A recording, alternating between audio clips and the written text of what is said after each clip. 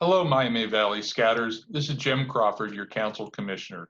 And thank you for taking time to watch this Council-led roundtable for April 2020. It was just a short time ago that the Council Key 3 visited each of the district roundtables to provide the Council update and to seek feedback on how to improve the value of our programs to benefit the Scouts of the Council. Not once did we talk about or have questions about how to conduct virtual Scout meetings, roundtables, or in general, conduct our scouting activities at a distance. We often talk about change in scouting, change that we drive, change for the better, change that takes place over time. The current change we're now facing does not fall into any of those categories. But one thing I do know, Scouts can adapt, and we will adapt. We should look to the things that we will learn from this experience as a positive when we emerge on the other side of the pandemic. Before we get started, I'd like to give a shout out to our Scouters and to those in the community that are frontline responders, medical personnel, supply chain personnel, and those working in nursing homes who are working to do battle against the COVID-19 pandemic. We are truly grateful for what you are doing. Joining me in this roundtable presentation will be Larry Hodat, Council President, John King, Senior District Executive, and Jeff Schiavone, Scout Executive. For this roundtable's agenda, we will be sharing information on several areas to include the current status of our Council properties, business locations, and staffing accommodations. We will update you on programs that were planned prior to May 1st, 2020, and to clarify what is canceled and what is postponed. We'll share information on the post-May 1st program and activities. This will include what we have planned based on what we currently know, as well as what efforts are underway to adjust those plans and make decisions based on the future decisions we will hear from the state of Ohio and health officials. We do not have all the answers now, but we do have dedicated teams who will work through the uncertainty and guide us through this time with the best interests of our Scouts and Scouters in mind. We will share some exciting scouting at home opportunities and how the Council webpage will be used to help collect these ideas for easy access. To start us off on the agenda, I'll turn it over to Jeff Schiavone. Hello, everybody, and thanks so much for everything that you're doing. I hope you're home well, safe with your family, and taking this time to keep scouting. Since the beginning, we've developed, with the help of our executive committee, a task force that's really focused in two key areas. Number one is obviously the safety and care of our membership and all of our staff and all of our volunteers and youth. And then also their goal was to really keep up with all the state and federal compliance that might be happening. That group had broken down into stood up three subcommittees, one focused on technology around virtual scouting, one subcommittee focused on the programming side of virtual scouting. And then lastly, and we're getting into that now, is what is this all doing to our Council finances and how is it impacting us and how do we find the best solutions to keep scouting going forward? As of today and through May 1, to again, be mindful of safety and care and also keep compliant, Cricket Holler and Woodland Trails Scout Reservation are closed. The Service Center and the Scout Shop continue to be closed. We have moved all the staff to a remote service model where all the phone calls are forwarded to cell phones. The mail is being forwarded and opened and processed as normal. The administrative functions of advancement, training, membership, all those things are still happening. And the accounting functions right now, we are still doing processing payrolls, and payables, FOS pledges, and continue with our audit process. That's all done in a remote setting. So we're trying to maintain those levels of service to you and our families through this distance scouting period. If there's suggestions that you have, we'll talk about how you can provide that feedback later on in this April roundtable. So some of the changes to the program that we currently know, scouting for food. The materials are not dated. So we're going to postpone that effort to the fall. So keep in mind that scouting for food can be done at any time the unit chooses to. Cub Adventure Weekend is postponed to the fall. We don't have an actual date set up yet, but keep an eye out for that. The membership kickoff, which was to be an in-person training, will now occur virtually on April 30th. The Buckskin training, which has recently moved to a session in the spring and a session in the fall, will cancel their spring session, but plan to have their fall session. Hi, this is Larry, and I'd like to welcome everybody that's joining us today.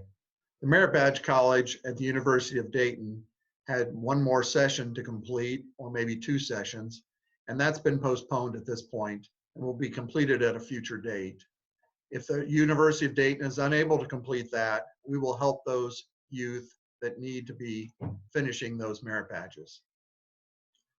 Our leadership breakfast, which was scheduled for St. Patrick's Day, has also been rescheduled for the fall. We do not have a date yet for when that'll take place, but we're looking forward to recognizing those people for their accomplishments and to have that fundraising event. A new event that was planned for this year, Over the Edge, where people would rappel over the top of one of the large buildings downtown Dayton. This event has been canceled for 2020, and we're looking forward to holding it in 2021. And you'll hear more information about that at that time. Many of you are continuing to work on your Eagle projects and are trying to get your Eagle rank completed. You've had workday schedules and you have merit badge sessions that you probably were working on or trying to complete. The national office has granted an extension for those of you working on these. There's an actual form that you can get from our website, but we continue to ask you to work with your district advancement committees and your Eagle district chairs to work on your project as you can. There'll be an opportunity to complete your actual project at a later date, as well as your merit badges. The local council has been granted the authority to approve all these extensions. As you can see on the slide in front of you, there are many events that are scheduled for this summer that are somewhat in doubt at this point. Our primary goal is to make sure that everybody is safe and that all the people working on these events are safe.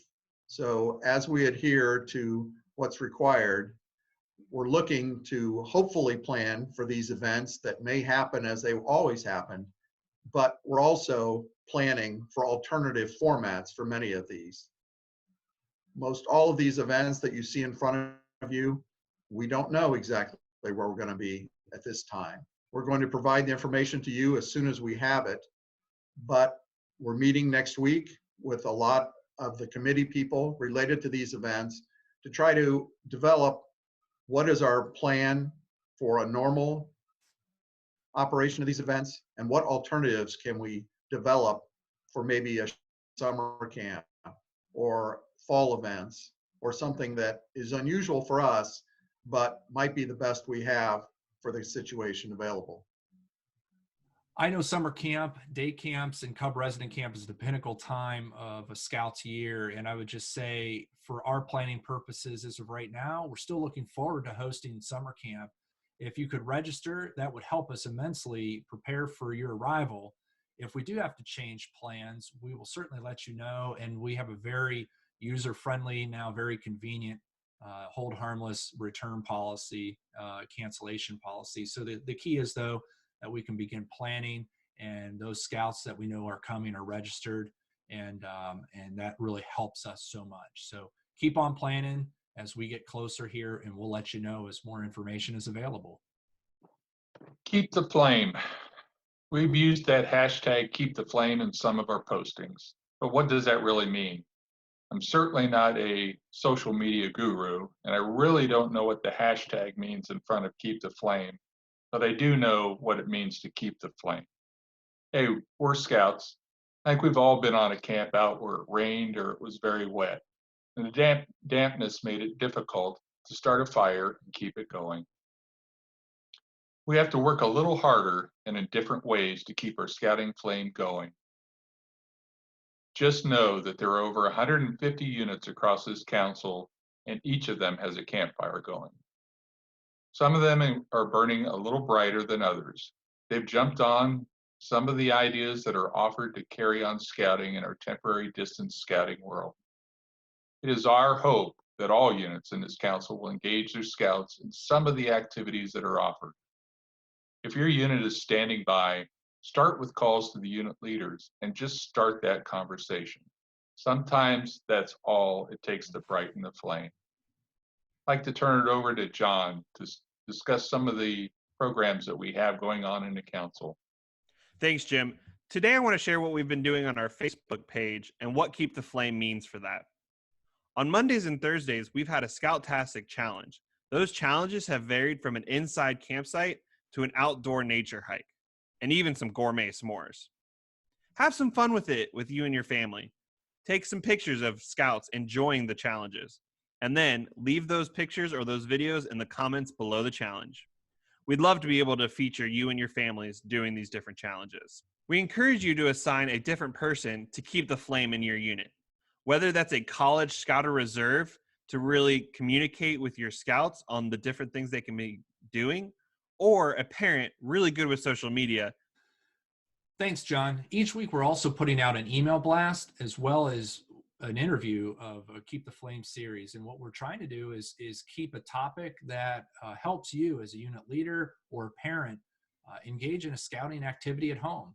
And we want to share the best ideas. And if you have some ideas on a Keep the Flame episode that we could highlight, send that topic over to John King. His email address is on the slide, and we'd be happy to feature that in an upcoming episode. We've already featured some of our great Miami Valley Council Scouters, and we'll also feature content from other councils as well. So stay tuned for more updates on the Keep the Flame videos. I'm really excited to feature our Miami Valley Council virtual scouting merit badge offerings. We've started with Wave 1, Family Life and Genealogy, and we've limited those sessions to a smaller group of 15 scouts in each merit badge. I'm really overwhelmed by the response because both of those sessions have filled up.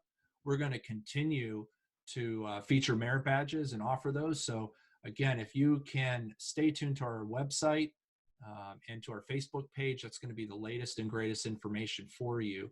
Just a point of order, if you have a youth that's participating in a virtual merit badge clinic, it is the responsibility of that scout to obtain the Scoutmaster's permission. So we look forward to having more and more waves of merit badges virtually provided by our great merit badge counselors here in the Miami Valley. Thanks, Jeff. I also want to mention that scouts reach out to me individually that are working on their merit badges. They had their parents and themselves create a Zoom meeting to work on scholarship merit badge, and another scout and their parent sent me an email including his alto saxophone performance for music merit badge and information about a chess tournament that he had played in. Beyond merit badges, we also need to encourage our Cubs and our Scouts to continue with their regular advancement. They also can reach out to the people necessary to show what skills they have accomplished at the Cub level and at the Scout level so that they can move forward in their ranks, and we will not have a period where they're actually missing an opportunity to advance. We know at a time like this that routine is important. So on screen, we wanted to share the cadence of what our posts will be. On Monday and Thursday are our Scout-tastic challenge, and we're looking forward to seeing what you do with that. We'll also be posting some shared resources. What that is what other councils are doing that we feel like you could really benefit from. The biggest one we've seen is called Home Scouting from the Buckeye Council. Every week it'll be updated with different things that Cub Scouts, Scouts BSA, volunteers, and parents can do. We really encourage you to participate with this program. We'll also be updating every week the different merit badge waves that'll be going out. Thanks, John. We really want to make sure that we provide as much information as we can and as timely as we possibly can. Right now, we're posting all those updates on the main page of our council's website, miamivalley.bsa.org, and stay tuned to that and our social media, Facebook, for all updates as we move through our distance scouting period. Thanks, Jeff. On this slide, you can see where you can leave your information and your questions. We really want your feedback. and it's important you're thinking and how we can provide additional information to help support you and our Scouts. Again, personally, I'd like to thank everyone for participating in our first virtual roundtable. And at this point, we'll hand it over to Jim for our closing remarks. Thanks, Larry. Before I present my Commissioner Minute, I'd like to thank Larry, Jeff, and John for participating in this first virtual roundtable. We hope you found it very helpful. Please stay tuned to your districts. I've asked the district commissioners to provide some virtual district roundtables of their own. I know the Wright Brothers District will be having one in April, so just keep an eye out for your district and please participate in those. I would also like to mention that I've asked the district commissioners and their commissioners to reach out to each of the units to see how they're doing and if we can provide any assistance whatsoever. If you're contacted by a commissioner, be sure to take the time to reach back to them. Let them know how you're doing. So for the Commissioner Minute, I chose this one. A lot of people have gone further than they thought they could because someone else thought they could. We are Scout Strong. We have an amazing group of Scouters in this council. As you go forth in your efforts to keep the flame, know that we are all supporting each other and we believe in each other. Thank you for joining us. Be safe and remember to be kind and patient and do our best to keep the flame. We'll see you on the scouting trail.